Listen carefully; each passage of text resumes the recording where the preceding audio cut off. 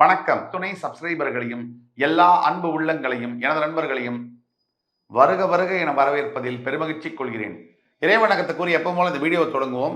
வக்கரதுண்ட மகாகாய சூரியகோடி சமப்பிரபக அவிக்னம் குருமை தேவ சர்வகாரியேஷு சர்வதா. தென்னாட்டுடைய சிவனே போற்றி, என் நாட்டவர்க்கும் இறைவா போற்றி. இந்த கோவிலில் பக்கத்தில் இருக்கக்கூடிய கோவிலில் மங்கள இசை முழங்க இந்த வீடியோவை தொடங்குவோம். இந்த புத்தாண்டு பலன்கள் 2024ஆம் ஆண்டு பலன்கள் வரிசையில் இன்னைக்கு நம்ம பார்க்க போகிறது கும்பராசி. அதாவது காலபுருஷனுடைய 11ஆம் வீடு என்று சொல்லக்கூடிய கும்பராசி. அதாவது காலபுருஷனுடைய 11ஆம் வீடு என்று சொல்லக்கூடிய கும்பராசி. அந்த சனி பகவான் மூலத்திரிகோண ஸ்தானம் அடையக்கூடிய கும்பராசியில அவிட்ட நட்சத்திரம், சதய நட்சத்திரம், பூரட்டாதி நட்சத்திரம், இந்த 3 நட்சத்திரங்கள் வரும். இந்த வீடியோவில் எதிர்காலத்தில் கும்பராசிக்கு அடுத்த ஆண்டு புத்தாண்டு பலன்கள் எப்படி இருக்குங்கிறத பற்றி பார்ப்போம். அதுக்கு முன்னாடி கும்பராசிக்காரர்களுடைய குணாதிசயங்கள் ஒரு 3-4 பாயிண்ட்டை பார்த்துட்டு அடுத்து என்ன நடக்க போகுது, இப்போ என்ன நடந்துட்டு இருக்கு இது வரைக்கும், அடுத்து என்ன நடக்க போகுது அப்படிங்கிறத பார்த்துட்டு அதுக்கு என்ன தீர்வு அப்படிங்கிறத பற்றி நம்ம பார்ப்போம். கும்பராசி எப்பொழுது விடிவு காலம் பிறக்கும்? இதுதான் எல்லா கும்பராசி கோடான கோடி கணக்கில் இருக்கக்கூடிய கும்பராசி நேயர்களுடைய அத்துணை பேர்களுடைய கேள்வி என்னன்னா, எனக்கு விடிவு காலம் எப்பொழுது பிறக்கும், விடிவு காலம் எப்பொழுது பிறக்கும்? அதாவது கும்பராசிக்கு இப்போ ஜென்ம சனி நடந்துகிட்டு இருக்கு 1 வருஷமா கிட்டத்தட்ட. இந்த நேர காலகட்டங்களில் கும்பராசிக்கு விடிவாலம் எப்போ பிறக்கும் அப்படின்னு சொன்னா, சனி பகவானுடைய மூலத்திரிகோணஸ்தானம் அது. அங்கேயே சனி இப்போ ஜென்ம சனியாக வீட்டிருக்கிறார். ஆனாலும் சனி எப்பொழுதுமே கோச்சார ரீதியாக ஜென்ம சனியாக, ஏழரை சனியாக, அஷ்டம சனியாக வரும்பொழுது எந்த ராசிக்கும் பாரபட்சம் பார்க்காமல் அவர் தன்னுடைய அவர்களுக்கேற்ற கர்ம பலனை செய்வார். இதுதான் உண்மை.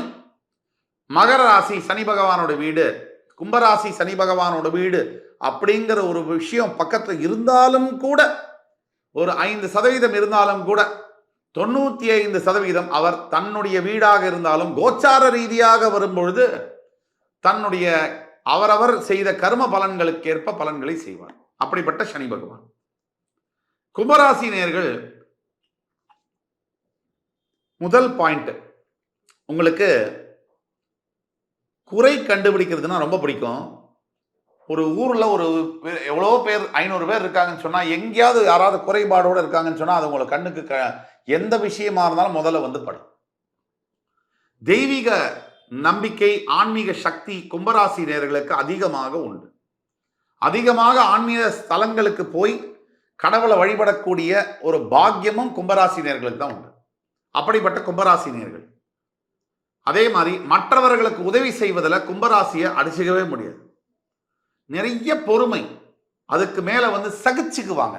நீங்கள் கும்பராசி நேயர்கள் இந்த வீடியோ பார்க்குறீங்கன்னு சொன்னால், உங்களுக்கு செய்யப்பட்ட துரோகங்கள், உங்களை சுற்றி நடக்கக்கூடிய அநியாயங்கள் அத்தனையும் சகித்து கொண்டு வாழக்கூடிய டாலரன்ஸ் லெவல், டாலரன்ஸ் கெப்பாசிட்டி அதிகமாக இருக்கக்கூடியது கும்பராசி தான். அப்படிப்பட்ட கும்பராசி நேயர்களுக்கு இது வரைக்கும் என்ன நடக்குது? இந்த ஏழரை சனி ஆரம்பிச்ச காலகட்டத்திலேருந்து மகர ராசிக்கு எப்போ சனி வந்தாரோ 2.5 வருஷம் 3.5 வருஷம் முன்னாடியே ஏழரை சனி வந்தாச்சு. ஆனால் அது ஆரம்பித்த காலகட்டத்திலேருந்து கும்பராசிக்கு அதோடைய பலன்கள் தெரிய ஆரம்பித்து பல வருஷங்களே ஆயிருக்கும். ஒரு 2 வருஷத்துக்கு மேலே ஆகும். ஒரு பிடியில் இருக்கும். உங்களுடைய மனசு ஏதோ சிறைவாசத்துக்குள்ள இருக்கிற மாதிரி மனசுக்குள்ள ஒரு நினைச்சே பார்க்க முடியாத அளவுக்கு ஒரு வெறுமை இருக்கும். இழந்தது, போனது, வந்தது, அதெல்லாம் பல பேர் பேசியிருக்காங்க, சொல்லியிருக்காங்க. அதெல்லாம் ஒரு பக்கம் இருந்தா கூட முக்கியமா கும்பராசிக்குள்ள என்ன போகுதுன்னு சொன்னா, என் வாழ்க்கை இதே மாதிரி தான் போயிடுமா, என்னுடைய வாழ்க்கை இப்படியே முடிஞ்சிருமா, இது மேல என் வாழ்க்கையில நல்லது நடக்கவே நடக்காதா அப்படிங்கிற எண்ணம் தான் ஒவ்வொரு கும்பராசி நேயர்களுடைய மனசுல 24 மணி நேரமும் ஒலித்துக் கொண்டிருக்கும். அப்போ என்ன நடந்துட்டு இருக்குது கும்பராசிக்கு? மனதளவில் தோத்து போன மாதிரி ஒரு விரக்தி. எவ்வளவோ முயற்சி செய்தும் ஒன்றும் பலனே இல்லை. எத்தனையோ பொருளை பெற்றும் கூட இழந்தும் கூட பெருசா அளவுக்கு வித்தியாசம் இல்லை.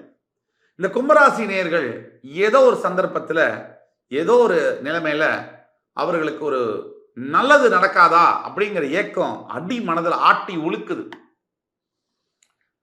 அதாவது பண ரீதியாக, மன ரீதியாக, உறவுகளால, உடம்பால படாத வேதனைகள் இல்லை. இதுக்குள்ள எல்லாமே அடங்கிடும். இத்தனை துன்பங்களையும் தாண்டி இந்த வாழ்க்கையே வேணுமா அப்படிங்கிற கேள்வி லட்சக்கணக்கான கும்பராசி நேயர்களுடைய மனசுல இருக்கு. இதுல ஒரு சில கும்பராசி நேயர்கள், rare of the rare of the rare of the rare of the rarest, இந்த நபர்களுக்கு மட்டும் தன்னுடைய சுய ஜாதகத்துடைய வலிமை காரணமாக நல்லது நடந்துட்டே இருக்கும். ஆனா 95% கும்பராசி நேயர்களுக்கு இரத்த கண்ணீர் வடிக்காத ஒரு குறை. எதுவுமே புரியல, எந்த வழியில போறது, அடுத்து வாழ்க்கையில என்ன நடக்கும்ங்கிற புரிதலே இல்லை, பயமா இருக்கு, மனசு விரக்தியில் இருக்கு. இப்படிப்பட்ட இருக்கவங்களுக்கு வருகின்ற புத்தாண்டு பலன்கள் 2024ஆம் ஆண்டு என்னதை செய்ய போகுது?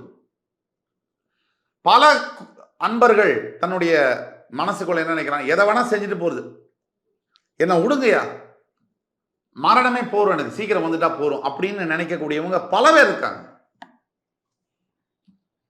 நம்பிக்கை இல்லாத மனிதர்களுக்கான காணொளி இல்லை இது. நம்பிக்கை இருக்கிறவங்களுக்கு மட்டும்தான் அந்த காணொளி. தெய்வத்தின் மீதோ ஜோதிடத்தின் மீதோ உங்கள் மீதோ நம்பிக்கை இல்லைன்னா கூட நீங்க தயவு செய்து இந்த காணொலியை இப்பவே நிறுத்திட்டு போயிடுங்க. உங்களுக்கு உங்க மேல நம்பிக்கை இருக்கு, அந்த ஒரு பாயிண்ட் இருந்தா மட்டும் போதும். நம்ம இந்த வீடியோ உங்களுடைய வாழ்வை மாற்றும். நீங்க வருகின்ற புத்தாண்டுல 2 முக்கிய கிரக நிகழ்வுகளை நம்ம பார்க்கிறோம். ஒன்று, இப்ப நடக்கக்கூடிய சனியுடைய பயிற்சி இந்த டிசம்பர் மாசம் வரும். அதுக்கு பிறகு அடுத்த ஆண்டு பார்த்தீங்கன்னா புத்தாண்டுக்குள்ள குரு பயிற்சியானது ஏப்ரல் 5, 2024 அன்று. அதுக்கப்புறம் ஜூன் முதல் நவம்பர் வரை வக்ரகதி பெற்று சனி பகவான் கும்பத்திலேயே சஞ்சரிப்பார். மறுபடி நவம்பர் மாதம் நேர்கதி பெற்று அதே கும்பத்தில் இருப்பார். இந்த பலன்கள் என்ன செய்ய போகுது? தற்சமயம் மேஷராசியில் விஜயம் செய்து கொண்டிருக்கக்கூடிய குரு பகவான் உங்களுடைய 3ஆம் இடத்துக்கு அதிபதியாக வரக்கூடிய மேஷராசிக்கு அதிபதியாக குரு பகவான் மேஷராசியில் சஞ்சரிக்கிறார்.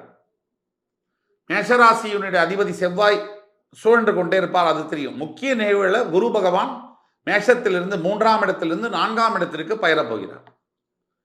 உங்களுடைய தனஸ்தானம், தனகாரகன் குரு பகவான் தனஸ்தானத்துக்கு அதிபதியாகவும் உங்களுடைய லாபஸ்தானம் என்று சொல்லக்கூடிய தனுசு ராசிக்கும் அதிபதியாகவும் வரக்கூடிய குரு பகவான் அவர் உங்களுடைய 3ஆம் இடத்திலிருந்து பெயர்ந்து 4ஆம் இடத்திற்கு ஏப்ரல் மாதம் செல்வார்.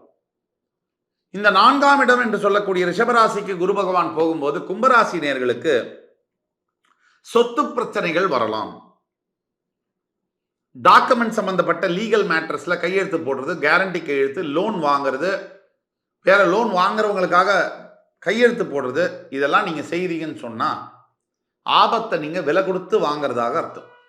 அதுக்கப்புறமா பாத்தீங்கன்னா இந்த குரு பகவானானவர் பெயர்ந்து அது ஒரு பக்கம். சனி பகவானுடைய பயிற்சி, அதாவது சனி பகவான் வக்ரகதி அடைந்து கும்பத்திலேயே சஞ்சரிப்பார்.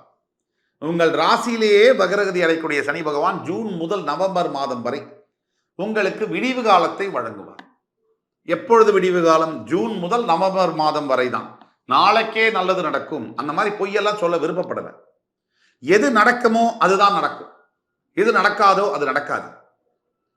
நீங்க இந்த ஜூன் முதல் நவம்பர் மாதம் வரை புதிதாக வாகனங்கள் வாங்குவது, வீடு வாங்குவது, புதிதாக ரியல் எஸ்டேட் தொழிலை தொடங்குவது, ஹோட்டல் பிசினஸ் தொடங்குவது, விவசாயம் செய்வது, பயோ ஆர்கானிக் ப்ராடக்ட் ஷோரூம் செய்வது, மெட்டல்ஸ் சம்பந்தப்பட்ட ஒர்க் ஷாப் வைப்பது, இரும்பு சம்பந்தப்பட்ட பொருட்களை வாங்குவது, வாஷிங் லிக்விட் ஹோல்சேல் டீலர்ஷிப் செய்வது, இதெல்லாம் பார்த்தீங்கன்னா ஜூன் முதல் நவம்பருக்குள்ள தொடங்கலாம். விடிவு காலம் உங்களோட பணம் சம்பந்தமாக, மனம் சம்பந்தமாக, உறவு சம்பந்தமாக, உடல் சம்பந்தமாக விடிவு காலம் என்பது உங்களுக்கு ஜூன் முதல் நவம்பர் மாதம் வரை. அந்த விடிவு காலத்தை எப்படி பயன்படுத்திக் கொள்வது? ஒரே வழி, ஈஸ்வர ஆலயங்கள்ல ஞாயிற்றுக்கிழமை தோறும் பசுமாடுகள் இருந்தால் அதுக்கு அகத்திக்கீரை கொடுக்க வேண்டும். பைரவர் போன்ற நாய்களுக்கு உணவளிப்பது, தண்ணீர் அளிப்பது மிகுந்த நற்பலன்களை கொடுக்கும். இது எல்லாத்துக்கும் மேல தானம் தர்மம் என்றால் சனீஸ்வர பகவானுக்கு ரொம்ப இஷ்டம். அதனால தர்மம் செய்ய செய்ய செய்ய செய்ய செய்ய உங்களால் முடிந்த தர்மங்களை செய்ய அசைக்க முடியாத வெற்றிகளை குவிப்பீர்கள். அந்த அளவிற்கு சனி பகவான் உங்களுக்கு நல்லதை செய்வார். அந்த தர்ம காரியங்கள் தான் உங்களை தூக்கி நிறுத்தும். அதை நீங்க செய்யணும். ஆக 2 பலன்கள். இந்த வீடியோவை எப்படி பார்த்தோம்? முதல்ல உங்களோட குணாதிசயம், மறுபடி என்ன நடந்து கொண்டிருக்கிறது, என்ன நடந்தது, என்ன நடக்க போகிறது, என்ன செய்ய வேண்டும். சனீஸ்வர பகவானுடைய காயத்ரி மந்திரம் என்பது கும்பராசிக்காரர்களுக்கு ஒரு தேசிய கீதமாகும். ஓம் காகத்வஜாய வித்மஹி கட்கஹஸ்தாய தீமஹி தன்னோ மந்த பிரஜோதயாத். இந்த மந்திரத்தை மினிமம் 21 முறையிலிருந்து 108 முறை வரை பாராயணம் செய்ய வேண்டும். தினமும் காலையில் குளிச்சுட்டு சுவாமிக்கு விளக்கிட்டு இந்த மந்திரத்தை சொல்ல சொல்ல சொல்ல சொல்ல உங்களுக்கு வாழ்க்கையில எதிர்பார்த்ததுக்கு மேல நல்ல மாற்றங்கள் கண்டிப்பாக நிகழும். நம்பினார் கெடுவதில்லை, இது 4 முறை தீர்ப்பு. அப்போ எல்லாம் வல்ல முருகப்பெருமான் என் அன்பு கும்பராசி நேயர்களுக்கு வருகின்ற புத்தாண்டின் மூலம் அனைத்து விதமான சகல சௌபாகியங்களையும் வழங்க வேண்டும் என்று கூறி நான் வழங்கக்கூடிய சுவாமிமலை சுவாமிநாத சுவாமியை வேண்டிக் கொண்டு உங்களுக்கு அத்துணை நல்ல காரியங்களும் நீங்கள் நினைத்தது நடக்க வேண்டும் என்று கூறி அடுத்து வரும் காணொலியில் மறுபடியும் உங்களை சந்திக்கும் வரை உங்களிடமிருந்து விடைபெறுவது உங்கள் ஜோதிட கலாநிதி சுபாஷ் பாலகிருஷ்ணன். நன்றி, வணக்கம், வாழ்க வளமுடன்.